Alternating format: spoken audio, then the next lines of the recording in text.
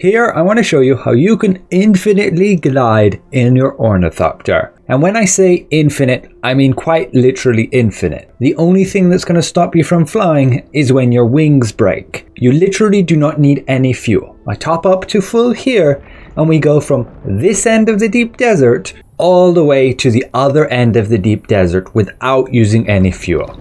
We start to use fuel right now as soon as we actually have to use that hover mode. And you can see we're 21 kilometers away from my home base where we just left. And that was again without using any bit of fuel. Now, as far as I tested, you can only do this with the Scout Ornithopter and not the Assault. So let's go over exactly how you do this. Also later on in the video, I want to touch on to some more points on which you should get, the Assault or the Scout, particularly for the deep desert out here, especially going solo, as I have managed to obtain the rockets for my Scout and I can show you how they actually work and how the targeting is. So how do you do this?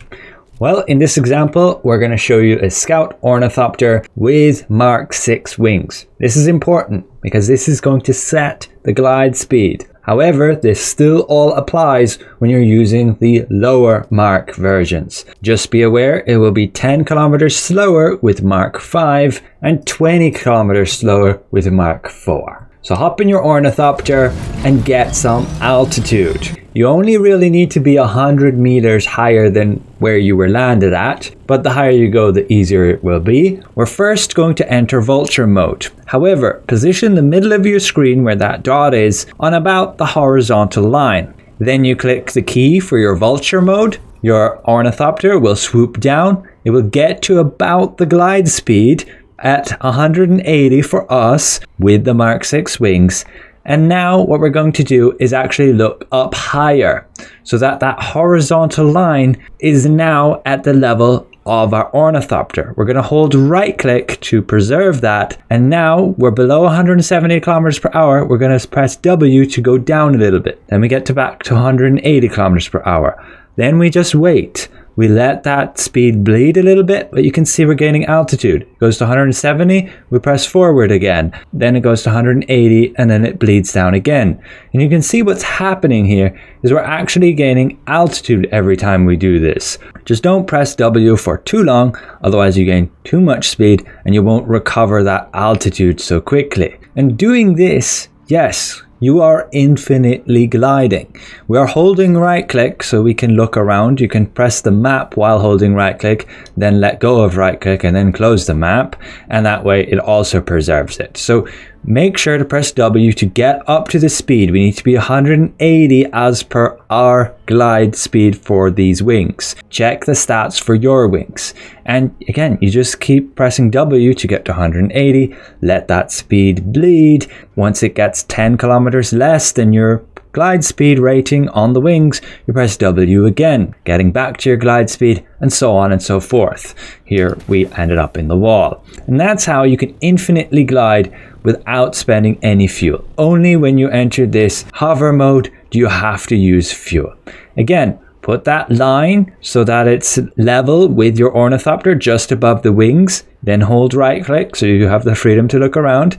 As soon as it gets 10 kilometers lower than your max glide speed, you press W. Again, we let the speed bleed a bit down to 170, press forward, and then it gets to 180 again. We let go. You only have to press it briefly. And yes, we get now the fuel warning because we've gained more altitude than what we even started out with, simply by gliding. Just be aware again, always press that W to get back to your glide speed, 180. Don't let it go down too low or you can end up just ruining it altogether. And this is how you can cross the entirety of the deep desert without spending any fuel and maintaining nearly your max speed. Your average is going to be probably 5 kilometers slower. But the big advantage of this, the huge advantage, is that you are maintaining altitude for the whole way, rather than just doing a straight flat glide, which is easier if you're, say, being AFK, but you're a lot more vulnerable. As soon as you're lower to the ground, you're a much easier target to get to, because most players are not going to be that high altitude, particularly like here, because they would use extra fuel to actually get this high. And so you will generally be able to get away from players if you're already this high, and you can again get across the entire deep desert like this. It can even be useful here in Haga Basin. I will say though, fuel is very easy to get once you get your buggy and you can mine those fuel cells, so it's usually not that big of an issue here in Haga Basin.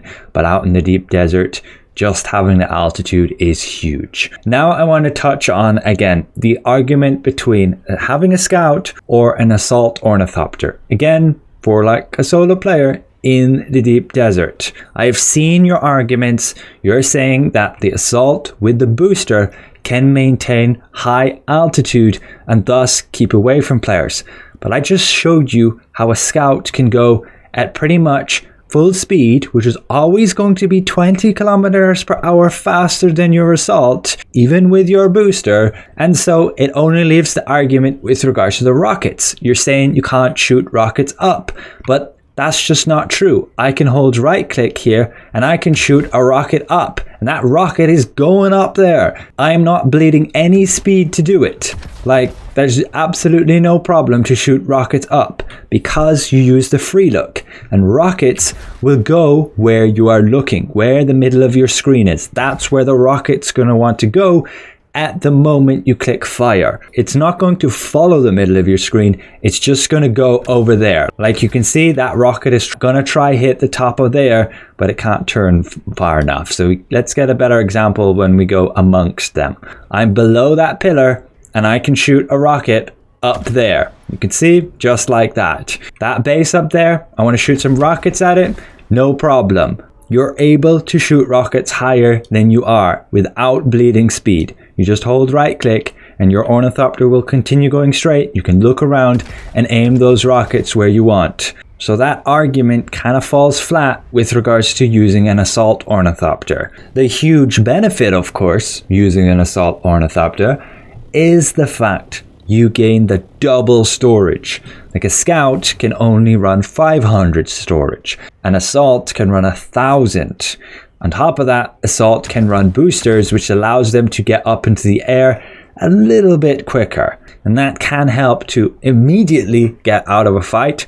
But if they have any amount of speed, they're going to catch you. If it's a scout with rockets, you're screwed if you're in an assault. They will always catch you if they know what they're doing. Now, in terms of doing that infinite glide on your assault, well, I haven't found it to work.